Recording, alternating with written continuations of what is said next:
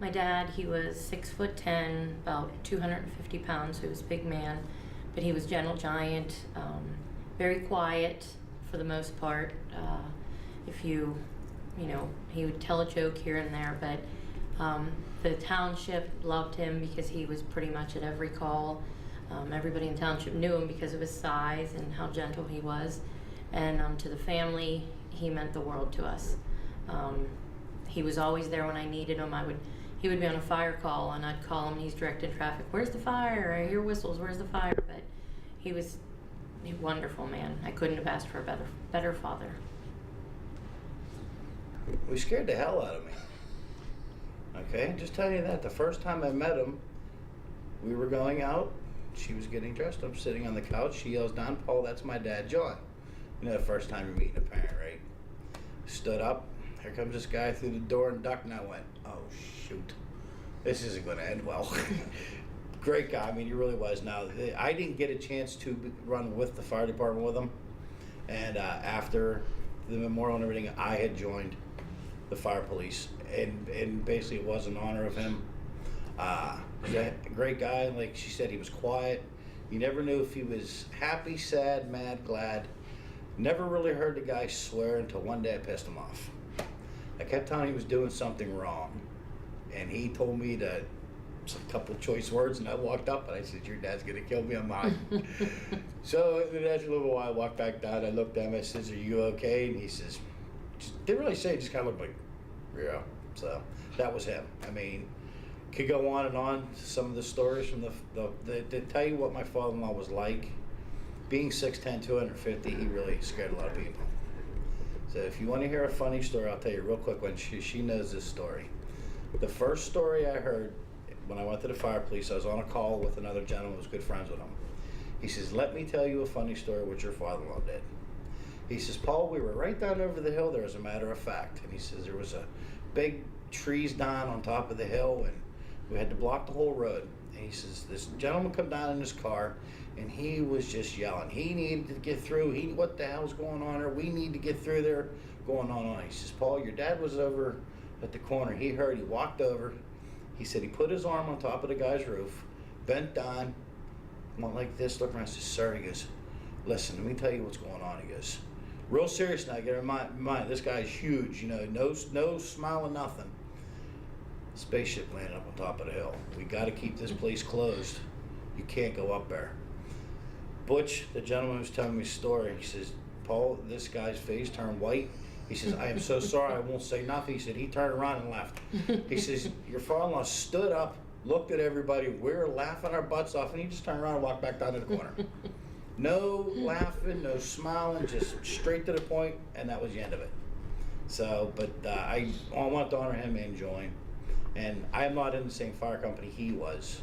And then Matthew, I got him, he come in a couple years with me too, and also in honor of John. So, but he was pretty wild. It's like, there's a lot more I could go on and on about what with me, how I am, but I let her talk and him talk.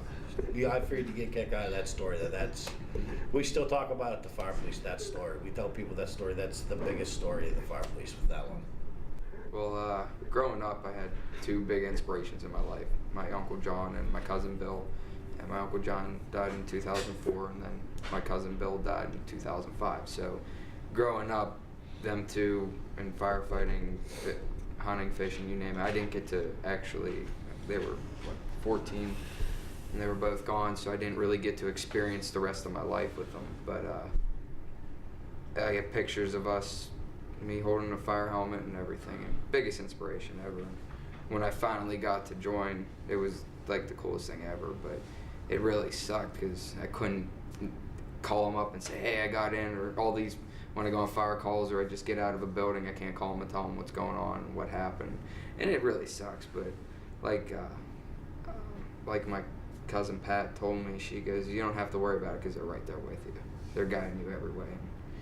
And it being in, 5 years now, every time I get a call, no matter what it is, I just afterwards I immediately think, "Oh, I gotta call Bill or John," even though it's been 8 years or whatever.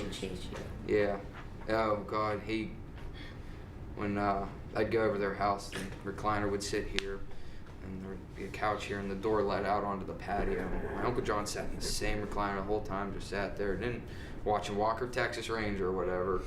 And when I was little, I used to always want to go out on the patio, but I knew he'd try to catch me, and I'd try to sneak past him, and he'd never flinched or anything.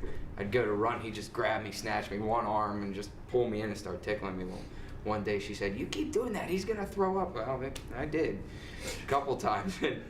And he just always did it. So hard that Oh, he yeah. just couldn't breathe and.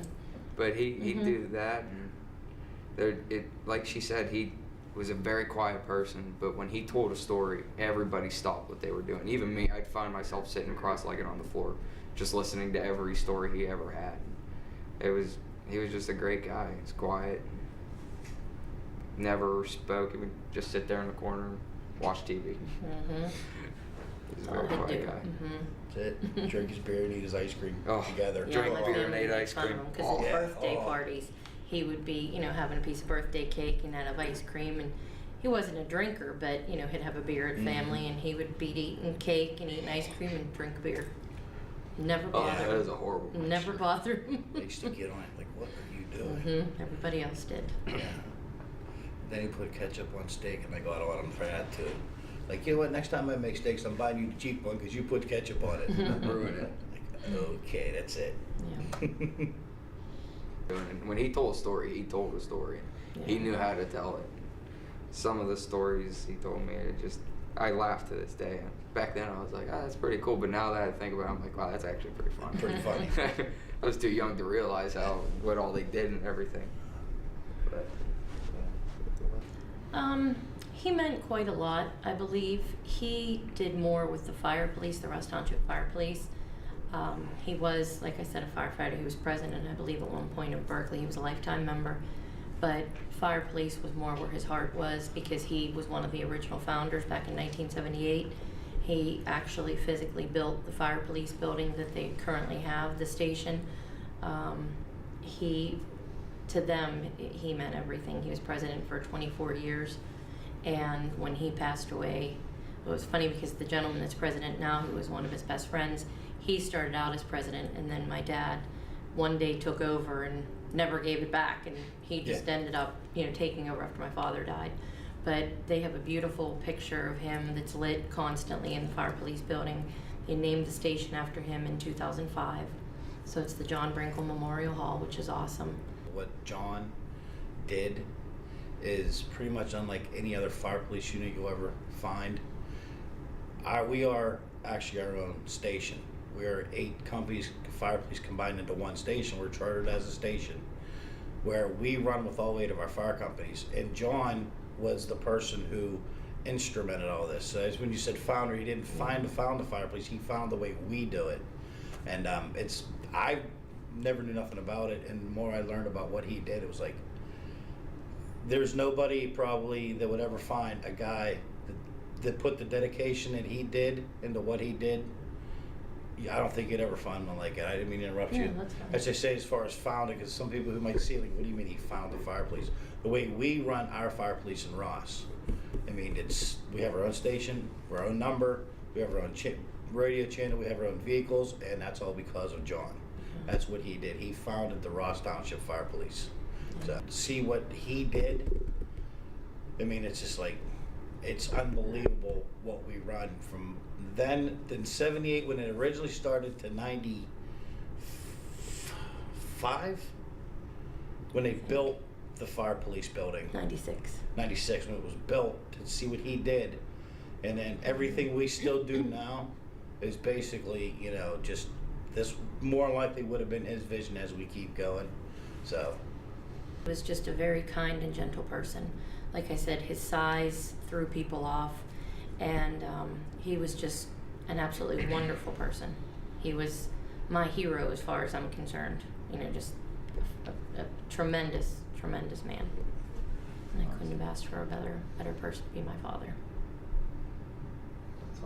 If I can help somebody the way that I was helped when he was honored, and this family is become a huge part of my life.